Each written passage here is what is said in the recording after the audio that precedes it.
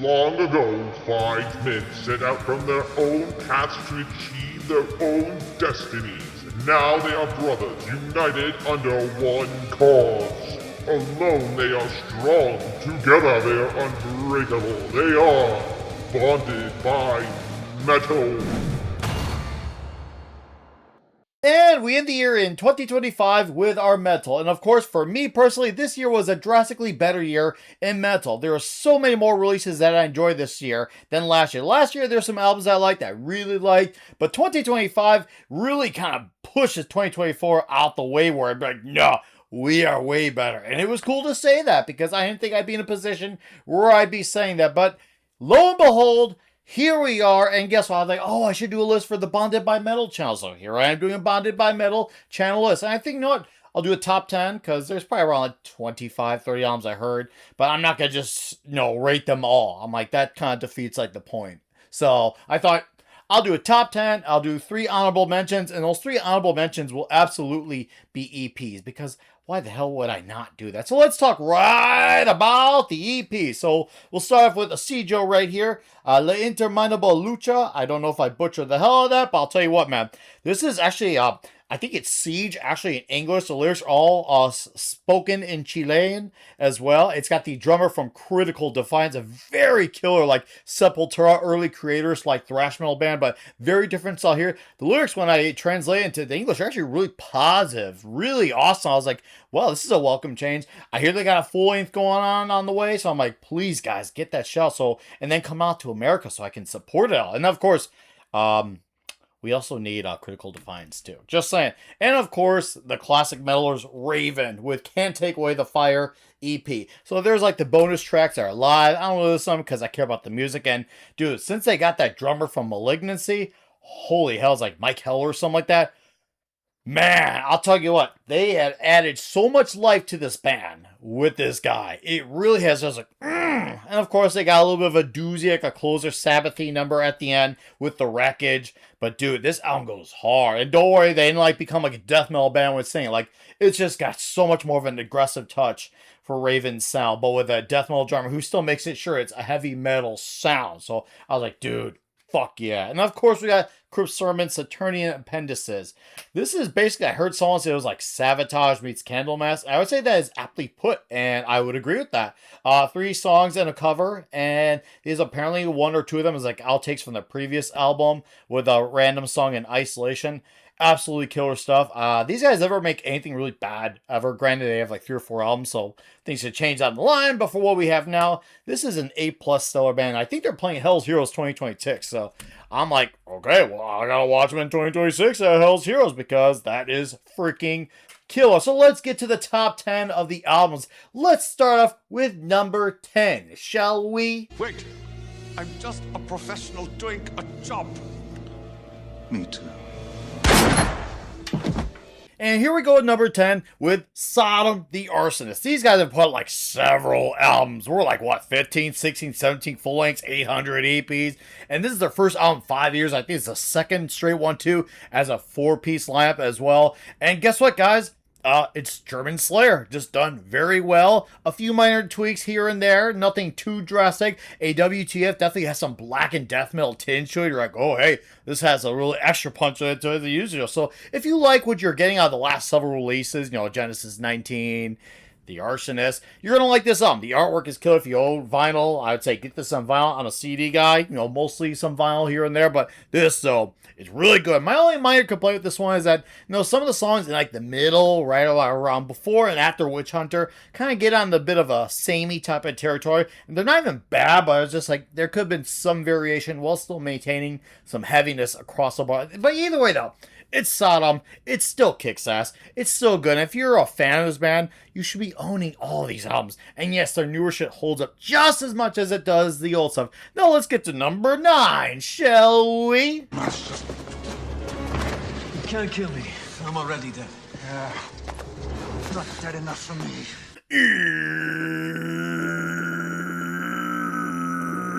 Number 9, Interceptor, Metal Death. If you're one of those guys who likes his Midnight, you're obviously your Venoms, because this one's a very obviously shameless worship of Venom. And of course, a little bit of the Motorhead tinge kicked in right out as well.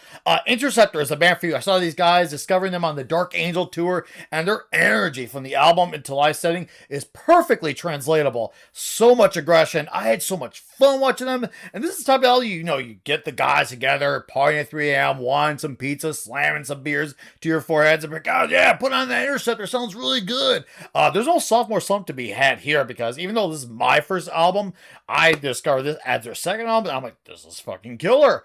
I like what I'm hearing here. And these songs jam, man. There's a bit of a fun edge to it, too, amid all the darkness, which is crazy. But it's true. I have to say, for my money, though, Beheaded and Whiskey Night would be my favorite songs in this album, like, bar none. My only problem is I don't have it on CD, so guys, can you ship me a copy? I try to look at the band camps and such, and I want to buy it directly from you guys. So yes, I'll give you money, you give me CD, and you, the viewer, should also buy some. Well, if you're one of those vinyl guys with getting, yeah, the links are everywhere for you to get on vinyl, but you should be getting this album. I want to get it, and hopefully after this video's out there, well, I'll have a copy in my hand to show off. They're going to be also playing at Hell's Heroes in 2026. No, it was not a coincidence. I had a band earlier on the honorable mentions, now here for Hell's Heroes. It's not Hell's Heroes Chillis. It was just chance. Anyways, I think we can get to number 8. Always wanted to have Christmas in Turkey. Is that a Christmas joke? For me? No. Never. So isn't it time you unwrapped your present?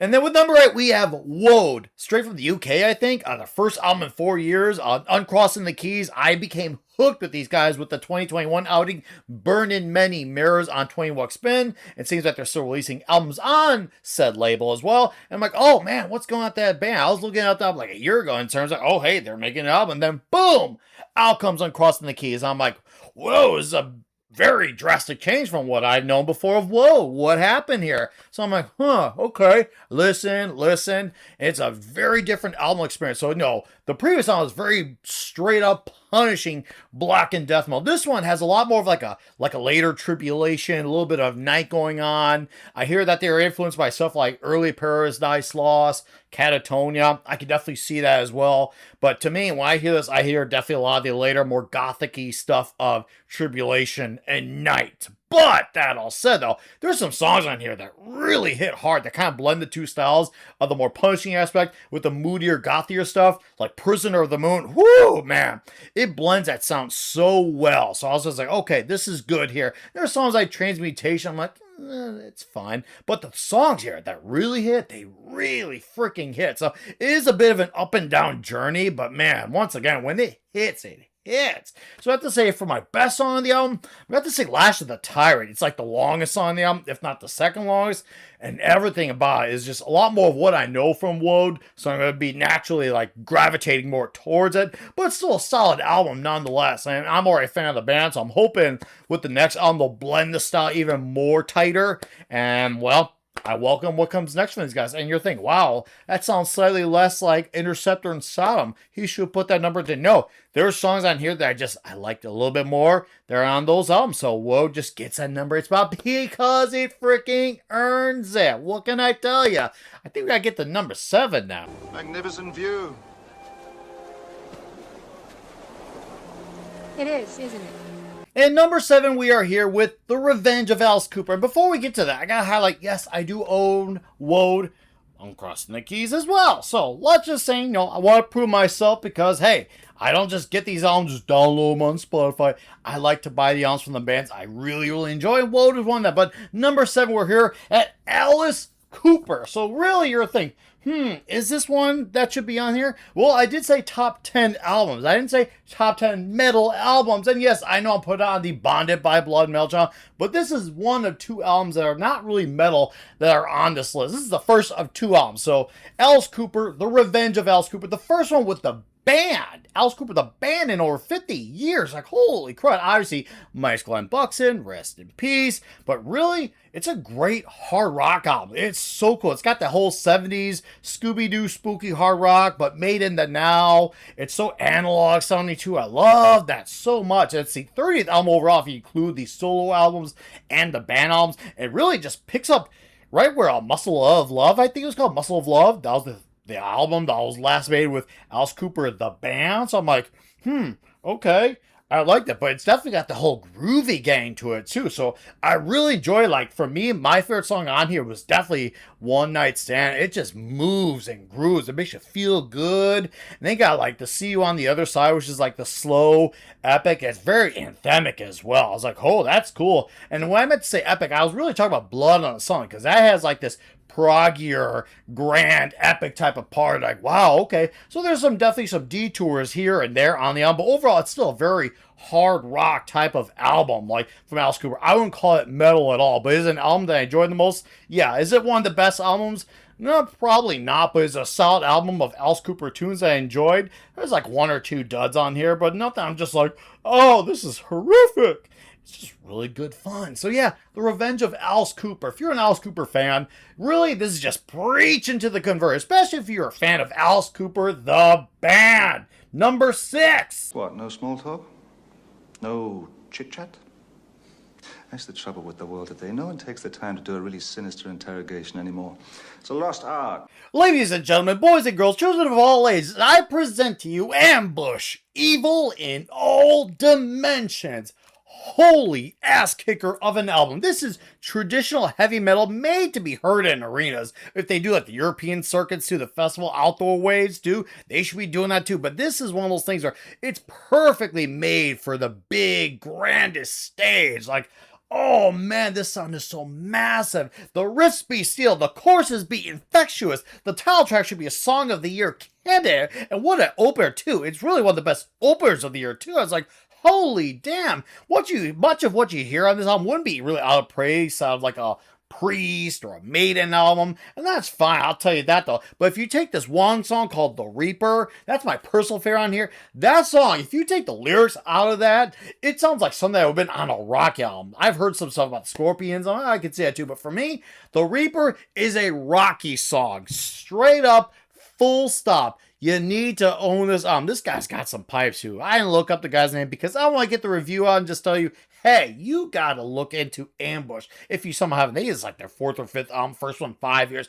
By Evil in All Dimensions. Now, this is one of the best current heavy metal bands going right now, and I hope they come to America sometime between now and my death. Oh yeah, number 5. Then pump her for information. You'll just have to decide how much pumping is needed, James.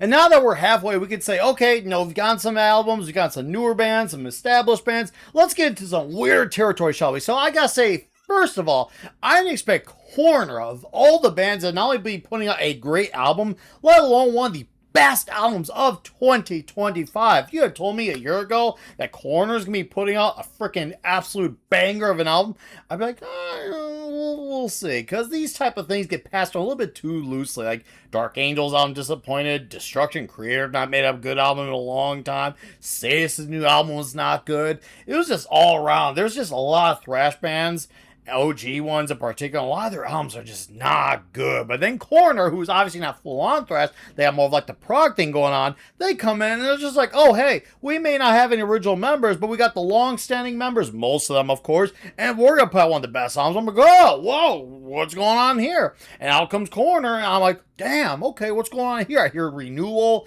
and it kicks ass, really elevating. So for those of you who do not know about Corner, if you're like a thrash fan, this band has a lot more common with like the Voivod and the Watchtower types of bands than they do Metallica and Slayer. But Corner is so killer, and they're one of those bands I feel like should still have a lot more recognition because they have songs that'll beat you up left, right, and center, with Renewal and Symmetry, and they have songs that kind of keep you in a bit of like a trance mode in the form of Transparent Eye.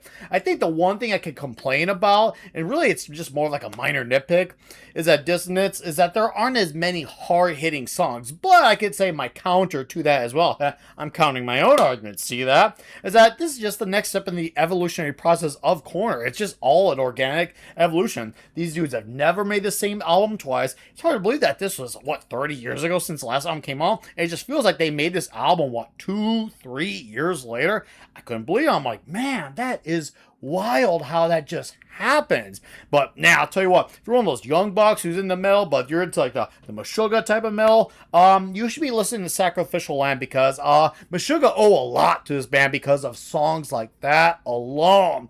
It's like, whoa, okay, what happened here? The songs, they take my money and run with it the most. I would say, probably Trinity and probably Symmetry as well. So get lost, transcend yourself to another world with Corner. Don't look at me, okay?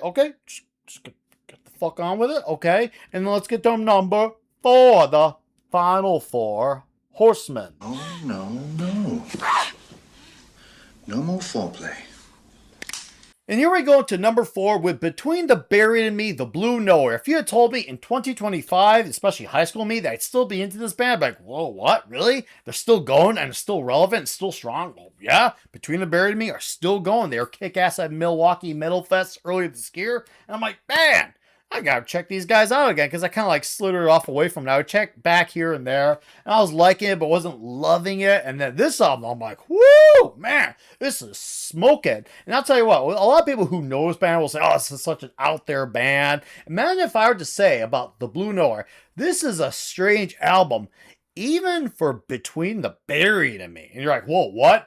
That's even for them? Yeah, even for them. You know, don't get me wrong. They still got like a lot of the genre flipping. A lot of the songs lead right into the next. You still got the grand, stellar epics to the smaller, quieter melodies that would be out of place on a Pink Floyd album. Tommy Rogers' voice, too, is so good. He's just been such an incredible constant in all the albums, whether it was the better albums or the weaker albums. His voice is so damn good. I absolutely just love it. And I think, you know, whether it's him doing guitar and Prayer for Cleansing, the electronics he does on these albums, I'm like, man, what can't you not do? Dude, is so freaking good. Mirador and Coil, dude, that's got like an Egyptian melody. I shit you not. I'm like, whoa, how dog, that shit works, man.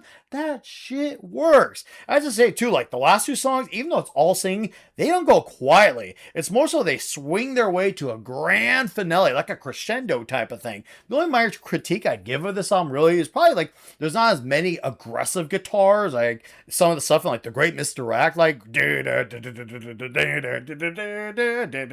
but there's a lot more beat on those parts. I know it seems kind of, like, odd. So it's like when there's heavy guitar, it's more about the beatdown rather than the straight riffing. But I love it when they go into straight riffing, because I love that Alaska, pre-Alaska era. So I was like, I just wish I had a little bit more aggressive guitar. But that's a nitpick. It's not something that really like draws me away from the album. I love this album. I love this band. But man, the one song that just says, Nick, please come to me. I'll say, oh, hold up, but it isn't just one. It's about 2 of them. I'd have to say Door Number 3, really. That song, woo-hoo-hoo. And then Slow Paranoia, that is just such a big epic song that's got pretty much a greatest hits of BT Bam, but it was a song that they didn't even put on album, except it's on this album. So yeah, Between the Buried and Me, The Blue Nowhere, you gotta check it out. And even if you're not as like, thinking, well, it's a core band. Well, I did say it wasn't going to be just metal. And that's why I didn't count them as a metal band. See? I know better. I know freaking better. But we have 3 albums, and we should get this video done, because you're still around here wondering, man, this guy better have some good shit here for these last 3 albums. Well, you'll probably hate one of them, but I think you like the other 2. But let's get to the number 3, and that's going to probably be the album that you're going to hate. Miss me. Yes. Dive, Bond! I never miss. And with number 3, Deftones, Private Music. Wow, another band that I was like into a lot younger, putting out an album that I would like in 2025. Am I starting to sense a theme here? Well, I guess here we are with yet another band doing the same thing that Between the Buried and Me did, except I wouldn't classify this band as metal. It's like a hard rock band with a bit of a art swagger to it. That said, though, Deftones, I've always been a fan. I always thought the killers were going to be people like, how dare you do this? Well, guess what, homie? I'm standing by, and like I said, if you hate it, oh well, tough shit. I love this album. So damn good. I even go as far as to say it's one of the best ones since Koino Yokon and Diamond Eyes even. And Chino too, he may sing like 95% all singing now, and you may say, oh, it kind of brings down the aggression, but Stephen Carpenter's guitar more than makes up for it. And Frank Delgado on the keyboards, electronics, holy crud. the atmosphere he brings to these songs, it's majestic. I love it. It makes you feel like you're in like a dream world. It's like, woo, Frank Delgado there. You are really bringing me higher here. I was like, oh, I feel like cream. But yeah, seriously, it's really good. The album starts off great. Like, I would say like, no, like not all time great, but it's the second half of the album is so much more rewarding. That is when it truly hits some greatest of all time status. So it starts off like, no, it's another great album, but it really gets into all time status in the later half of the album. So I guess you could count that as a bit of a minor critique. For me, it's just how it is. Hey, you got 10 albums. For you to even put out something good, 10 albums deep is kind of remarkable if you think about it, but it's really good. If I were to single out the standouts, though, it would definitely be Milk of the Madonna and Departing the Body. The former with like a fast, bouncy groove, and then the latter, which is an aptly put song title, Departing the Body. It makes you feel as if you actually are, well, departing the body, like some astral projection. It's dark and slow and moody, yet it hits all the right notes it does. Man, Deftones, you actually wowed me. I'm glad you guys are a lot bigger now than you were in the White Pony era, because you were like a band that always, had a sizable enough fan base, but now you're like massive. You're headlining venues like the Sears Center in Chicago and Madison Square Garden. And I'm like, they're selling it out? A whole tour of that? Wow. So I'm happy for the Deftones. I'd probably say if I were to, rank the albums, I'd say top 5, like, for this one. Like, and that's saying a lot, because, once again, 10 albums, most of them being good to great, and this is one of those ones I put in the upper catalog. Bravo, Deftones. Bravo. You done good. But we got 2 albums that I like even more. I see you handle your weapon well. I have been known to keep my tip up.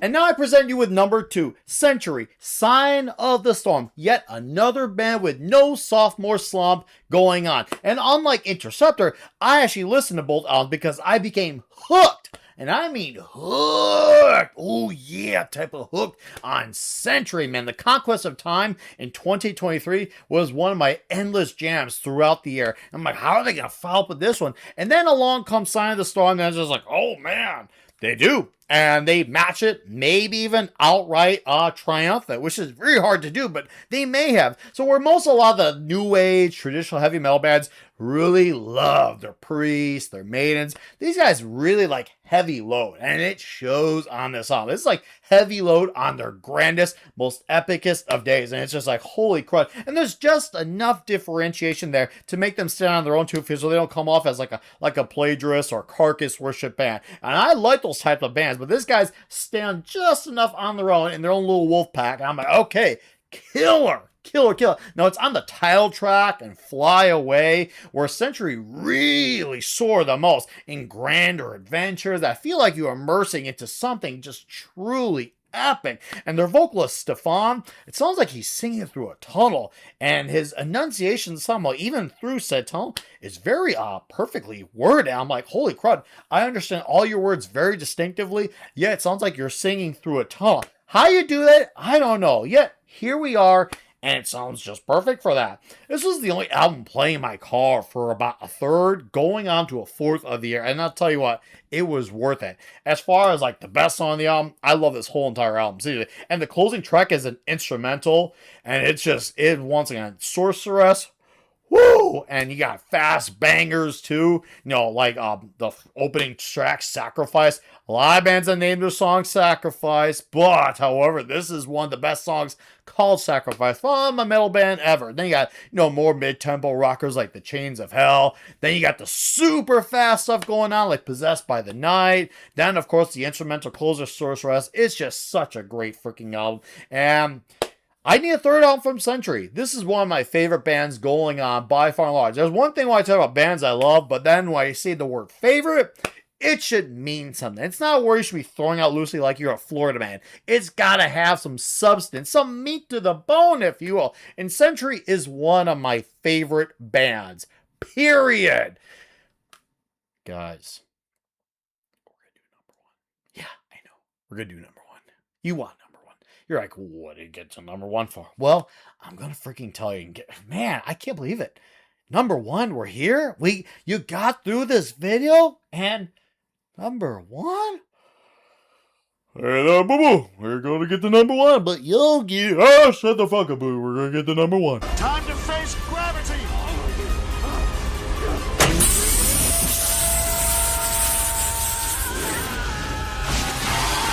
Testament Parabellum. Yeah, I know. I shocked myself too. I was just like, what? Testament? Really? A new album from Testament? I know there's a lot of fans that are still out there that love Testament, love everything they've done. For me, I love Testament, but I feel like since 2012, maybe 2000, they kind of been on cruise control. They haven't been really put out bad albums, but all these albums where these songs are absolutely banging, but some songs are just really kind of missing. And when I first heard this song, I was really enjoying it, but as I went back to it more and more and more, I finally just was like, holy crud, this album's actually really freaking killer. It was just more to love every time I kept coming back to listen to it more. I couldn't believe I was enjoying a brand new Testament album the way that I was. I was shocked, I tell you, just shocked. But I was like, wow, this is so freaking killer. And who would have thought, changing the drummer, it's like, wow, they got this youngster named Chris Dovis, and he's killer. So they swapped out Gene Hoglan when they were on cruise control,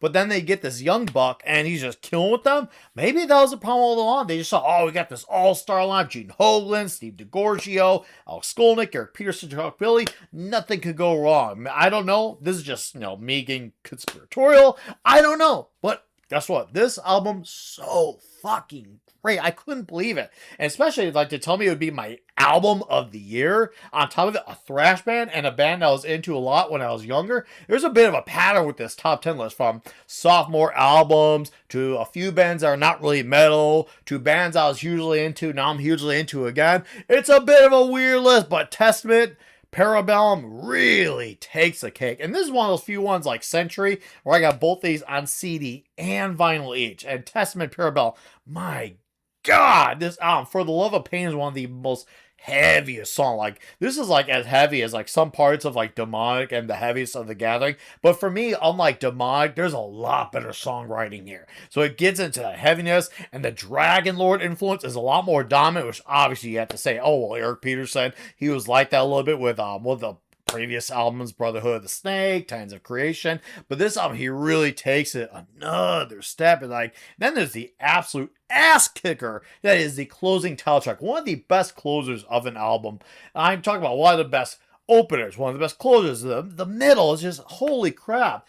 Every song here just really works. I couldn't believe it. Havana Syndrome, Room 117, Shadow People. I thought it was going to be about shadow governments. Turns out it's not. After I said Chuck Billy, I think on the metal voice it's not, but still a banger of a song. Meant to Be is actually a really strong power ballad too. Chuck's voice sounds so good on this album. It really does. And this song is really epic. And usually I was thinking, man, obviously they have these ballads, and Testament tend to do the ballads of all things a little bit better. And some people, oh, you shouldn't be so late. Nah, it was right where it needed to be as the fourth song. Meant to Be is killer. This whole album is killer. The artwork is killer. Seriously, I can't believe that my favorite album from a band, Testament, is number one. Even though, no, last few albums were fine. But this one, oh, no. The bar's been raised, guys. Testament put out the best album of 2025. I don't have favorite tracks here. Like Century, I just like this song a smidge more than Century. Just a smidge. And for those of you who catch the headline tour that they do upcoming in the spring of 26 with Overkill, Destruction, they better play plenty of songs on this album. I won't be able to go, but you should go. And that's all I've got for the top 10 albums with my 3 honorable mentions. That were the EPs. I want to see what your list. You're going to put it on there. You'll tell me why I'm wrong. And I don't really give a shit, but I'm curious to see what you got. Because who knows? Maybe there's something I missed. Or you can be like, hey, what'd you think of this? I'll tell you if I liked it or not, or if I just didn't really give a shit. But you're going to put your satisfied list. I don't have to ask for it because, like a vegan, I don't have to find a vegan. The vegan will find me. So you're just going to tell me your list even if I don't ask for it. So just go ahead and put in the comments. Thank you for watching this video. And you lay down your souls to the gods. Rock and roll. It's like winning. I don't know, man. I was banging 7-gram rocks and finishing them because that's how I roll. I have one speed. I have one gear. Go.